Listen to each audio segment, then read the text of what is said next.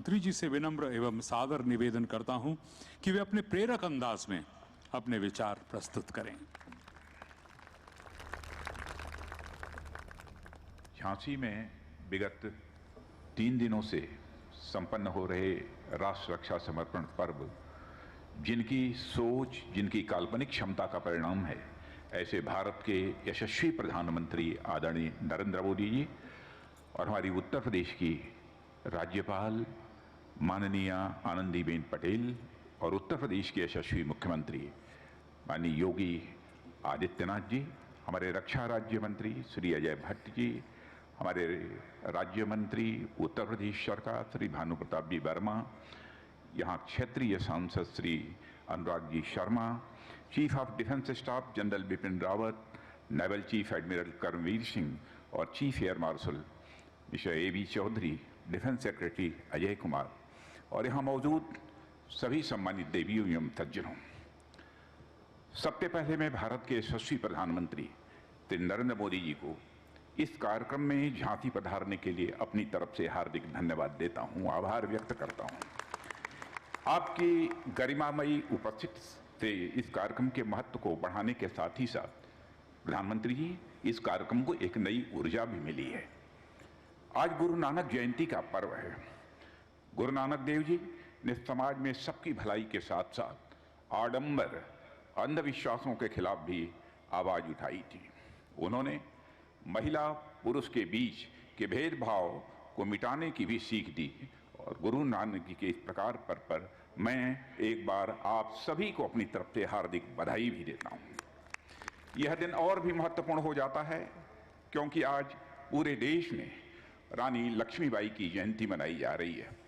रानी लक्ष्मीबाई भारत के प्रथम स्वतंत्रता संग्राम की वह अमर सेनानी हैं जिनकी वीरता और बलिदान की कहानियां पूरे देश में केवल सुनी ही नहीं जाती हैं बल्कि सुनाई भी जाती हैं। साथियों, झांसी में इस आयोजन के पीछे रानी लक्ष्मीबाई की प्रेरणा भी कायम है। सुभद्रा कुमारी चौहान की कई पंक्तियां जिनसे आप परिचित होंगे, एक पंक्ति की मैं जानकारी यहाँ देना चाहता हूँ।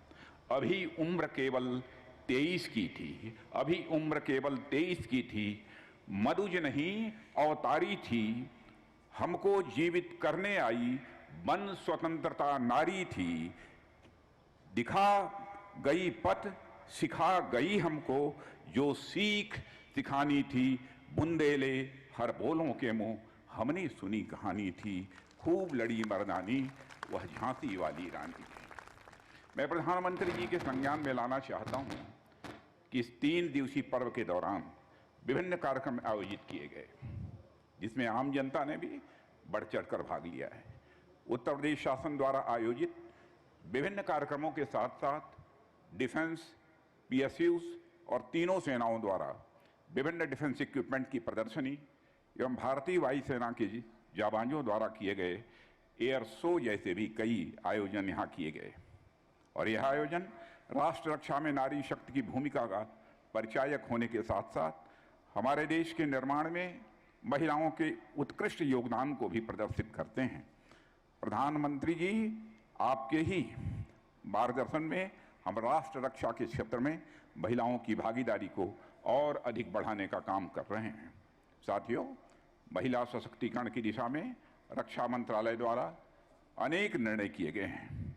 प्रधानमंत्री ने इस वर्ष अपने स्वतंत्रता दिवस भाषण में घोषणा की थी कि देश के सभी सैनिक स्कूलों में छात्राओं को प्रवेश देना प्रारंभ किया जाएगा और आपको यह जानकर खुशी होगी कि इस पर कार्य प्रारंभ हो गया है। इतना ही नहीं, रक्षा मंत्रालय ने यह भी सुनिश्चित किया है कि हमारी सैन्य शक्ति में महिला शक्ति की भागीदारी बढ़े। इसके लिए अब NDA में भी महिलाओं की भर्ती आरंभ करने का एक बड़ा कदम उठाया गया है। महिलाओं को सेना में अब परमानेंट कमीशन भी दिया जा रहा है। इन निर्णयों से न केवल सेना में महिलाओं की भागीदारी बढ़ेगी बल्कि महिला सशक्तिकरण की दृष्टि से भी इसके अच्छे परिणाम देखने को मिलेंगे। साथियों, रक्षा संकल्प को मजबूती देने वाले कई काम शुरू किए जा रहे हैं जिनका संबंध उत्तर प्रदेश से है। DRDO की उत्तर प्रदेश में 2 प्रयोगशालाएं पहले से ही मौजूद हैं। अब एक रक्षा प्रौद्योगिकी और परीक्षण केंद्र खोलने का प्रस्ताव है और साथ ही DRDO द्वारा उत्तर प्रदेश में स्थापित विभिन्न शैक्षणिक संस्थानों और स्टार्टअप को भी बड़े पैमाने पर समर्थन दे रहा है ताकि उत्तर प्रदेश में रक्षा उत्पादन के लिए उपयुक्त वातावरण बन सके। अब ब्रह्मोस मिसाइल सिस्टम के उत्पादन के लिए भी उत्तर प्रदेश को चुना गया है मेरे बहनों भाइयों। और इतना ही नहीं, रक्षा मंत्रालय प्रधानमंत्री जी के आत्मनिर्भर भारत के संकल्प को पूरा करने के लिए लगातार मिशन मोड में काम कर रहा है। एक समय देश में 65 से 70% रक्षा सामग्री बाहर से आयात हो रही थी, लेकिन आज तस्वीर पूरी तरह से बदल चुकी है और हम 65% का सामान भारत से ही खरीद रहे हैं। यह बदलाव भारत में प्रधानमंत्री जी के नेतृत्व में हुआ है। एक समय वह भी था जब भारत की दुनिया भर में गिनती सबसे बड़े रक्षा सामानों के आयातक देश के रूप में होती थी। अब भारत की गिनती दुनिया के निर्यातकों में होने लगी है और अब भारत लगभग 70 देशों में रक्षा उपकरण और सामान निर्यात कर रहा है। यह नए भारत की नई और बदलती हुई तस्वीर है। प्रधानमंत्री जी ने हमारे सामने 2024-25 तक $5 बिलियन यानी लगभग 35,000 करोड़ रुपए के रक्षा निर्यात का लक्ष्य रखा है। हम इस लक्ष्य को भी हासिल करके रहेंगे, मैं यह प्रधानमंत्री जी को आश्वस्त करना चाहता हूं। और प्रधानमंत्री जी, मैं आपकी मौजूदगी में यह विश्वास देश की जनता को दिलाना चाहता हूं कि वह दिन जल्द आएगा जब देश की रक्षा जरूरतों का 90% सामान मेड इन इंडिया होगा और इसमें कहीं दो मत नहीं है। और इस अवसर पर इससे ज़्यादा कुछ न कहते हुए देश की रक्षा के प्रति अटूट संकल्प को पुनः व्यक्त करते हुए और पुनः आपकी उपस्थिति के लिए आभार व्यक्त करते हुए अपना निवेदन समाप्त करता हूं। आप सबको बहुत बहुत धन्यवाद। धन्यवाद।